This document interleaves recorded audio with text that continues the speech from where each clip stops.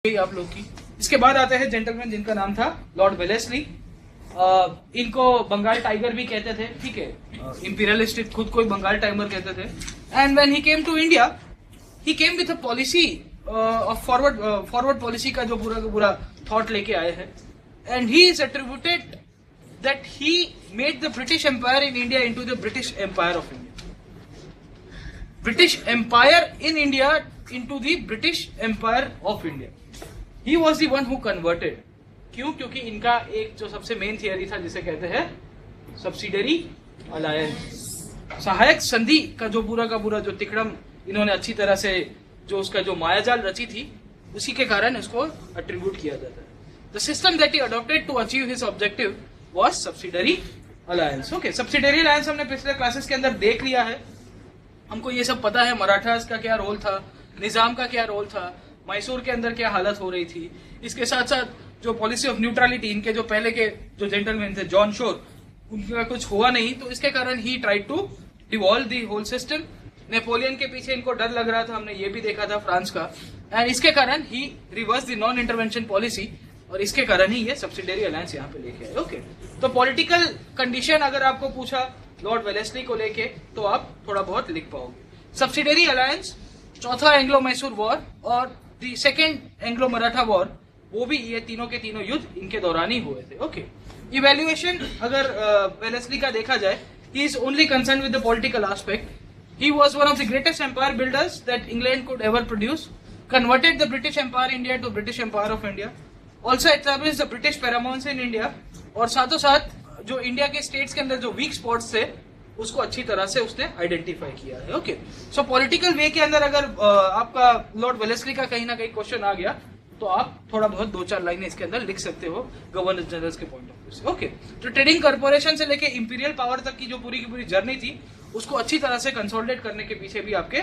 Lord Wellesley का बहुत ही बड़ा कंट्रीब्यूशन देखने को मिलता है। इसके बाद फिर से मार्क्स कॉर्नवालिस जो आपके चले गए थे 10 साल पहले, उनको वापिस भेजा जाता है, पर 6 महीने के अंदर ही वो लुढ़क जाते हैं और नए गवर्नर जनरल आते हैं जॉर्ज बेलो।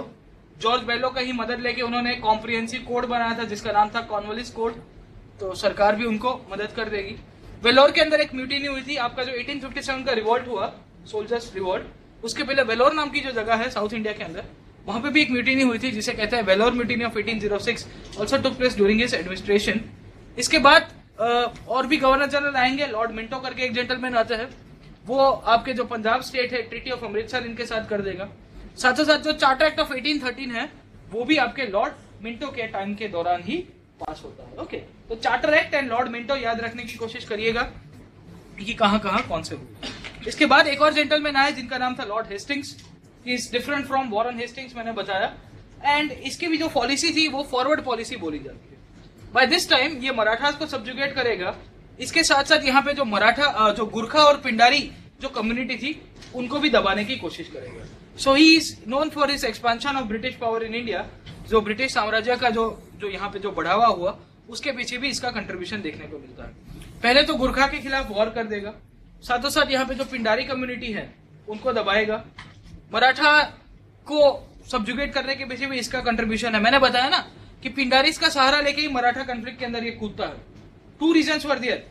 एक तो वो एम्बेसडर की जो उसका जो खून कर देता है, गायकवाड़ वाला मर्डर कर देता है, तो वहां पे वो इंटरवीन कर देगा। साथों साथ इसके पहले जो सलमान खान जो पिंडारी होता है उसकी मदद करता है, थोड़ा बहुत रिफॉर्म्स भी कर देगा, और उसके बाद हम लोग इसको इवैल्यूएट कर देंगे। ओके, गुरखा को लेके इसने एक ट्रीटी की थी जिसे कहते हैं ट्रीटी ऑफ सगौली। आपका जो मॉडर्न डे इंडिया का जो तराई रीजन है, बाबर, खादर, तराई, बांगर, पता है ना सबको ज्योग्राफी वाला, तो तराई रीजन जो मॉडर्न डे आज की तारीख में जो काफी इनस्टेबल बोला जाता है, क्योंकि due to this whole Madhesi agitation which is going on, Terai वाले रीजन के अंदर ही हो रहा है, इंडिया नेपाल की जो बाउंड्री है। So the Gurkha community was claiming कि वो उनका है, तो गुरखा लोग को हरा देगा, और हराने के बाद उनके साथ एक ट्रीटी कर देता है जिसका नाम है ट्रीटी ऑफ सगौली। सो आपका जो ब्रिटिश इंडियन कंक्वेस्ट का जो आपका जो नॉर्थ का जो कंक्वेस्ट है, जो हिमालयन का साइड का जो कंक्वेस्ट है, वो आपका लॉर्ड हेस्टिंग के साथ एट्रीब्यूट होता है। ठीक है, तो मैंने आपको मेन क्लास के अंदर नहीं कराया था क्योंकि छोटा ही टॉपिक था, सो आई थॉट ऑफ कि गवर्नर जनरल्स को पढ़ाऊंगा, इसके साथ साथ ही पढ़ाऊंगा। Okay, so Gurkhas give up the claim over the Terai region and ceded the areas of Kumaon and Garhwal to the British. आपका जो मॉडर्न डे उत्तराखंड है, जो कुमाऊं और गढ़वाल दोनों की दोनों वैलीज है, उन दोनों के ऊपर भी यहाँ पे ब्रिटिश कंट्रीब्यूशन आपका सब्जेक्ट हो जाएगा पूरा का पूरा। साथों साथ यहाँ पे जो पिंडारी कम्युनिटी थी, पिंडारी मैंने बताया कि वीर करके पिक्चर भी आया था सलमान खान का, और वो पिंडारीज को भी जो मराठा आर्मीज के साथ जो जुड़े हुए लोग थे उनको भी दबाने के पीछे, उनको भी सप्रेस करने के पीछे लॉर्ड हेस्टिंग्स का बहुत बड़ा कंट्रीब्यूशन रहता है। The third Anglo Maratha war, the Maratha dream of establishing themselves as the paramount power was completely destroyed. क्यों? क्योंकि यहाँ पे आपको ये चीज जानने को मिलेगी कि इनको खत्म कर दिया जाता है, आपकी मराठा कन्फेडरेसी को अबॉलिश कर दिया जाएगा, और जो पेशवा की जो पोस्ट थी उसको भी खत्म कर दिया जाता है। This was all attributed to Lord Hastings. तो लॉर्ड हेस्टिंग्स के पीछे अगर आपका कहीं ना कहीं जो गवर्नर वाला और वॉर वाला मैच द फॉलोइंग पूछ गया तो आपको आना चाहिए। He was also responsible for approving the ryotwari system. आपका जो लैंड रेवेन्यू सिस्टम मैंने बताया, जैसे परमानेंट सेटलमेंट के पीछे आपके कन्वलिस थे, तो रैयतवारी सिस्टम के पीछे आपके लॉर्ड हेस्टिंग्स थे। Okay, so also extended the police system of Bengal into the other areas. जो लॉर्ड कन्वलिस ने जो पुलिसिंग सिस्टम बनाया था ना, दरोगा और थाने वाला, वो थाना और दरोगा वाला जो सिस्टम था उसको और एक्सटेंड कराने के पीछे भी इसका पूरा का पूरा जो रोल रहा है। लेटर ऑन डिस्ट्रिक्ट कलेक्टर का जो पावर जो था, जो रिड्यूस कर दिया गया था, उसको थोड़ा बहुत इंक्रीज कराया जाता है। जो रिजिडिटी आ गई थी सेपरेशन ऑफ पावर का, तो district collector also started acting as a magistrate. तो रेवेन्यू पावर्स खाली कॉर्नवालिस ने इसको दिए थे कलेक्टर को, वो पावर्स वापिस हेस्टिंग्स के टाइम के दौरान कलेक्टर के पास आ जाएंगे। He was also encourage reforms के अंदर, सोशल के अंदर देख लेते हैं। यहाँ पे वर्नेकुलर स्कूल्स की जो शुरुआत हुई थी उसके पीछे भी ये थोड़ा बहुत कंट्रीब्यूशन करता रहता है। 1817 के अंदर एक कॉलेज खुला था बंगाल के अंदर जिसे कहते हैं हिंदू कॉलेज, और आपके Rajaram Mohan Roy is also link to this college. एक और आपके थे डेविड हेर करके जेंटलमैन थे, सोशल रिफॉर्मर थे। Then there was this Henry Vivian Derozio, he was also the professor at this Hindu college.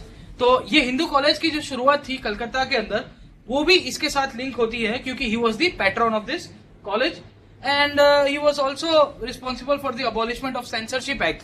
मैंने आपको बताया 1799 के अंदर वेलेस्ली ने सेंसरशिप एक्ट लाया था प्रेस का। अगर आप पुरानी स्लाइड्स देखोगे तो 1790s के बाद, जो 1800s के बाद जो पूरा का पूरा जो टाइम चला है वो है लिबरेशन पीरियड चलता है। तो this guy was also liberal, तो इसको लगा कि भाई प्रेस को हम लोग को इतना दबाना नहीं चाहिए। इवैल्यूएशन के पॉइंट ऑफ व्यू से अगर देखा जाए तो able soldier and brilliant administrator, liberal views on education and press are commendable. अगर आपको लिखा जाए तो कहीं ना कहीं से आप पूछ सकते हो। Also try to suppress the Pindaris, Marathas and the Gurkhas, and completed and consolidated the work which was initiated by Wellesley. Wellesley ने जो सब्सिडरी अलायंस करके जो पूरा का पूरा तिकड़म रचा था, उसी को ही इसने अच्छी तरह से उसका जो आपका कहते हैं कि वो स्टेटमेंट को कंप्लीट किया। ओके, तो कहीं ना कहीं अगर हेस्टिंग्स के बारे में पूछा तो आप लिख सकते हो। इसके बाद एक और जेंटलमैन आते हैं लॉर्ड आर्महेस्ट, 1823 से लेके 1828 के बीच में। He was the one who fought the first Anglo Burmese war. इसके बाद जो सेकेंड वॉर होगा वो डेलहौजी के दौरान होगा। ओके, और पहला युद्ध जो है 1824 से लेके 1826 के बीच में, first Anglo Burmese war, and he was also responsible for the signing of treaty of Yandabo. अभी this Anglo Burmese war and treaty of Yandabo is still linked to the modern day India's northeast problem, जहां पे आपका एक state है Assam. Assam used to be a princely state ruled by Ahom community, ASOM कहते हैं, असोम कहते हैं या अहोम कहते हैं। So when the Britishers were going to Burma, they used this Assamese road. Okay, Assam से जाते हुए वहां से बर्मा गए, तो वहां से जब वापिस आ रहे थे तो बीच में असम नाम का प्रदेश पसंद आ गया तो उसको एनेक्स कर दिया गया। Okay, and as a result the Assamese people feel that the Assamese annexation into British India was very much discriminatory. क्यों? क्योंकि ये लोग बर्मा जा रहे थे और बर्मा से रिटर्न आते वक्त ये पूरा का पूरा असम नाम का जो राज्य था उसको एनेक्स कर दिया। And as a result एक ऑर्गेनाइजेशन है जिसका नाम है ULFA, United Liberation Front of Assam, Ahom. आपके जो है Gogoi, Pradeep Gogoi and all this people, Anup Chetia and जितने भी लोग हैं, they are demanding the Assam status of pre 1826। ये डिमांड कर रहे हैं कि अहोम 1826 के पहले जैसा हुआ करता था ना, इंडिपेंडेंट सोवरेन स्टेट। क्यों? क्योंकि यहाँ पे अहोम एम्पायर हुआ करता था, उनका जो छोटा सा साम्राज्य था। हम ब्रिटिशर्स ने आके उसको एनेक्स कर दिया ब्रिटिश इंडिया के अंदर। तो ये बोलते हैं कि हम लोग आधुनिक भारत के भाग नहीं है, तो अंग्रेजों ने हमको 1826 के अंदर एनेक्स किया था। तो you can also attribute lord Amherst to the Assam conflict. ये जिम्मेदार है ना भाई साहब, इसने अगर असम को इनडायरेक्टली एनेक्स नहीं किया होता तो असम माइट भी कुछ अलग उसका स्टेटस होता। अगर 1947 तक आते आते डायरेक्टली उसका मर्जर हो गया होता नेशन या नेशनलिटी के कारण, ठीक है। बट अभी जो मुद्दा चल रहा है वो ये पूरा का पूरा ये फर्स्ट एंग्लो बर्मिस वॉर के साथ रिलेट होता है। क्यों? क्योंकि ट्रीटी ऑफ यांडाबू जो हुआ था वो डिस्क्रिमिनेटरी बोलते हैं the Ahom, the people who are fighting for Ahom, okay. तो अहोम स्टेट के लिए लोग झगड़ रहे हैं। इसके बाद एक और जेंटलमैन आए 1828 से लेके आपके 1835 तक का जो पीरियड था, and this name was Lord William Bentinck. 22 साल की उम्र में मेंबर ऑफ पार्लियामेंट बन जाते हैं। 1803 के आसपास मद्रास के गवर्नर भी रहते हैं। और मैंने आपको बताया कि 1806 के अंदर जो वेल्लोर के अंदर म्यूटिनी हुई, जो पूरा का पूरा जो आपकी जो एक सिपोही संघर्ष होता है, इसके बाद उसको मद्रास से वापस बुला दिया जाता है। बट एज यूजुअल मैंने आपको बताया कि लॉर्ड कॉर्नवालिस के साथ भी यही हुआ था, तो इसका भी प्रमोशन होगा। तो मद्रास नाम का स्टेट के अंदर थोड़ी बहुत कुतूहलता मच जाती है। उसके बाद इसको 20 साल के बाद वापस भेजा जाता है कि जा सिमरन, अब तू भारत का गवर्नर जनरल बन जा। And as governor general Bentinck had initiated an era of progress and reforms. One of the most progressive governor generals बोलते हैं इसको भारत के, वो भी देख लेते हैं, ओके। एक तो बेंटिक का लेके पहले आपको देखना है कि इंडियन स्टेट्स के प्रति इसकी पॉलिसी क्या रही है। चार्टर एक्ट ऑफ 1833 इसके दौरान ही पास हुआ। फाइनेंशियल रिफॉर्म्स करता है, एडमिनिस्ट्रेटिव रिफॉर्म्स करता है, and one of the most important sector that was touched by William Bentinck was social reform. इसको सोशल ही याद रखा जाता है, बट थोड़े बहुत और कोई मुद्दे रहते हैं तो हम लोग को जानकारी होनी चाहिए, okay. He adopted a policy of non-intervention and non-aggression with Indian states। ज्यादा कुछ मगजमारी नहीं की। मैसूर नाम के राज्य के अंदर भी थोड़ा बहुत एडमिनिस्ट्रेशन ले लिया था, राजा को पेंशन दे दिया जाता है। Cachar and Jaintia in east, Coorg नाम का जो स्टेट था आपका साउथ के अंदर, उसको भी थोड़ा बहुत बैलेंस करने की कोशिश करता है। आपके इंडियन स्टेट्स के अंदर राजा थे पंजाब के रंजीत सिंह, उनके साथ एक ट्रीटी कंक्लूड करता है जिसे कहते हैं इंडस नेविगेशन ट्रीटी, ठीक है। इसके साथ साथ चार्टर एक्ट ऑफ 1833, उसके पीछे जो पूरी यूटिलिटेरियन फिलॉसफी थी वो भी बेंटिक का ही पूरा का पूरा जो आइडियोलॉजी था उसको वो सपोर्ट करता है। चार्टर एक्ट ऑफ 1833 आप पुरानी स्लाइड्स के अंदर देख लीजिएगा। फाइनेंशियल रिफॉर्म्स के अंदर जब ये यहाँ पे आता है तो he realises the finances of the company was deteriorating, तो बहुत ही खराब हालत थी। And as a result he reduce the salary and allowance of the staff. ये सैलरी एंड अलाउंस किसने बढ़ाए थे? कॉर्नवालिस ने बढ़ाए थे। वो कॉर्नवालिस ने जो सैलरी एंड अलाउंसेस बढ़ाए थे स्टाफ के लेके, कंपनी के एम्प्लॉयज को लेके, वो इसे कम कर देगा। Later on he also abolish the system of double भत्ता, जो आपका अलाउंस मिलना चाहिए आपके जो ट्रूप्स जो भी सर्विसेज के अंदर थे उसको भी अलाउंस कम कर देगा। एक्स्ट्रा अलाउंस मिलते थे उनके लोग को। And by the time he goes away from India he left the treasury with surplus of rupees 1.5 million, तो करीबन 15 लाख रुपए पॉजिटिव छोड़ के जाता है। एडमिनिस्ट्रेशन के अंदर जो जुडिशियल कोर्ट्स यहाँ पे जो अपने कॉर्नवालिस ने बनाए थे, प्रोविंशियल कोर्ट ऑफ अपील, उसको खत्म कर देगा। अब आप देखिए कि हेस्टिंग्स ने 2 कोर्ट बनाए, कॉर्नवालिस ने 4 किए, और आपका बेंटिक आके उसको सबको अबॉलिश कर देगा। सो कंटिन्यूसली जुडिशियरी के अंदर अगर स्पेसिफिक जुडिशियरी को लेके कहीं से आपको शॉर्ट नोट मिलता है तो you have to write the development of all the governor general, कि किसके दौरान कहाँ कौन सा मुद्दा चला जुडिशियरी में। कभी कभी ऐसा होगा कि यूपीएससी पूछेगा कि जुडिशियरी का नेचर कैसा था, then you have to write कि ये गवर्नर जनरल के दौरान इसका ओरिजिन हुआ, इसने इसको एक्सपांड किया और ये चौथे ने आके उसको बंद करा। सो क्वेश्चंस आर जनरली आपके जितने भी आंसर्स और क्वेश्चंस होंगे वो लिंक करके आएंगे। वैक्यूम के अंदर नहीं पूछेगा कि भाई बेंटिक ने जुडिशरी को लेके क्या कंट्रीब्यूशन किया। कभी कभी प्रीलिम्स के अंदर आ गया तो चलेगा, बट मेंस के अंदर जनरली नहीं आता है। Okay, so the introduction of lower courts in the and English in the higher courts was done by the Bentinck. ठीक है, यहाँ पे जो आपकी इंडिया के अंदर जो ऑफिशियल लैंग्वेज आती है English, he also was responsible for the launch of revenue settlement in north west province. यहाँ के अंदर जो रेवेन्यू सेटलमेंट है उसकी भी लॉन्च के अंदर होता है। सोशल रिफॉर्म्स की बात कर लेते हैं बेंटिक को लेके। बेंटिक का नाम जो है सबसे ज्यादा इमॉर्टल बोला जाता है, अमर बोला जाता है, वो है 3 चीज को लेकर। एक तो था सती, दूसरे थे thugs, and the third one was female infanticide. Generally female infanticide को लेके मद्रास के अंदर तो 1802 के आसपास ही एक रिजोल्यूशन पास कर दिया जाता है, बट उसको अच्छी तरह से इम्पोज कराने वाला इंसान था, वो था विलियम बेंटिक। एक टाइम के अंदर बंगाल के अंदर करीबन 800 से ज्यादा आपके सती के केसेस आते थे, और इसी के कारण इसको लगा कि मुझे ये अवॉइड करना चाहिए, इसे बंद करना चाहिए। फाइनली 4 दिसंबर 1829 को ये सती को प्रोहिबिट करने के लिए रेगुलेशन पास कर देगा। Anyone who will practice Sati was liable for punishment by law courts. अगर किसी ने सती को फॉलो किया, उसकी प्रैक्टिस की, तो उसको कायदे कानून, ठीक है, उसको उस तरफ से सजा मिली जाएगी। 4 दिसंबर 1829 तारीख याद रखेगा। अगर आप जीपीएससी का प्रीलिम्स का पेपर देखोगे तो उसमें उसने ये तारीख पूछ दी थी, तो बहुत जज्बाती हो गया था जीपीएससी वाले। यूपीएससी वाले तो नहीं हो गए कि ये 4 दिसंबर है। उसने शायद दिन भी पूछा था, मंडे पूछा था क्या पीछे, Monday Tuesday. They have tendency to ask this kind of twisted questions, so-called twisted questions. Okay. By 1830s, this regulation was extended to other provinces of Madras and Bombay presidencies as well. Okay. तो अलग अलग provinces के अंदर इसका और फैलाव होता है।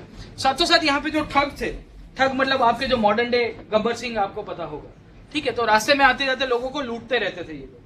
तो लॉर्ड विलियम बेंटिक आता है और वो देखता है कि ये रास्ते में लूट लेते हैं जो ट्रैवलर्स है, तो उनको भी सप्रेस करने की कोशिश करेगा। Okay, so most commendable braces, they were hereditary robbers, Gabbar Singh जैसे लोग हुआ करते थे, and they were strangulating and robbing peaceful travellers, and as a result एक इसके जो मित्र होते हैं आर्मी के, जिनका नाम था स्लीमैन, तो कर्नल स्लीमैन की मदद लेके 1830 के अंदर ये जितने भी ठग लोग थे उनको दबाने की कोशिश करता है। Okay, for his role against the suppression Sir William Sleeman was known as Thuggee Sleeman.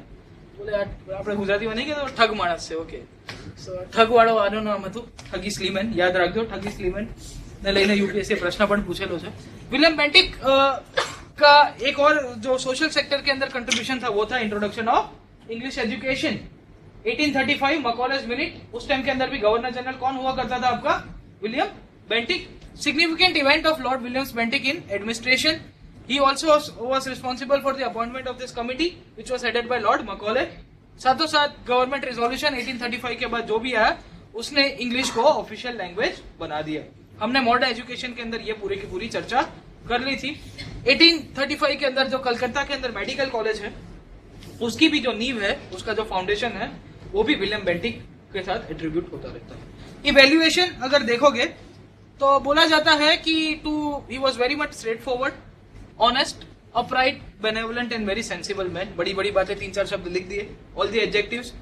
Social reforms such as abolition of sati, prevention of child sacrifice and also other things called as thugs and all this things, तो उसने बहुत अच्छा काम किया है। सती को लेके तो वो अपनी खुद की पोजीशन को भी, उसके ऊपर जब क्वेश्चन उठ गए थे ब्रिटिश पार्लियामेंट को लेके, सती को लेके ऐसा है कि इसके जो मित्र थे राजा राम मोहन रॉय, उसको राजा राम मोहन रॉय ने इनको कन्विंस किया कि आप इसको बंद करो। Later on, Raja Ram Mohan Roy also traveled to Britain and addressed the British society कि if you are ruling for the goodness of the Indian people, then you should abolish this cruel system of sati. Okay, so उसको लेके बहुत सारी बवंडर much गई थी England और भारत के अंदर, और ऐसा भी बोला जाता है कि इसके ऊपर तलवार गिरने वाली थी William Bentinck, but he was very much adamant कि कुछ भी हो जाए मैं इसको सप्रेस मतलब इसको बंद करके ही रहूंगा। इंपॉर्टेंटली इसके लिए पॉजिटिव चीजें तो देखने को मिलती है, बट हमको जब ब्रिटिश इंडियन हिस्ट्री लिखेंगे तो हमको यही लिखना है कि though he work for the welfare of the Indian people, but we should not never forget that he was a representative of the empire. और एम्पायर कैसा था, it was very cruel. Empire का ऑब्जेक्टिव क्या था कि हम लोग को इंडियन एजुकेशन तो दिया, एजुकेशन कैसा था, he wanted to anglicise Indian people. So important यही चीज है कि when you try to evaluate any of the governor generals, though they have done some good works, at the end of the any conclusion के अंदर आपको यही लिखना है कि किसने भी इतना बड़ा बड़ा काम कर दिया हो, बट अल्टीमेटली ये किसके प्रतिनिधित्व करता था, ये ब्रिटिश साम्राज्य का प्रतिनिधित्व करता था, और ब्रिटिश साम्राज्य भारत के लिए कभी अच्छा नहीं हो सकता। ठीक है, वो सिंपल चीज है, this is universally accepted. Break लेना है 5 मिनट।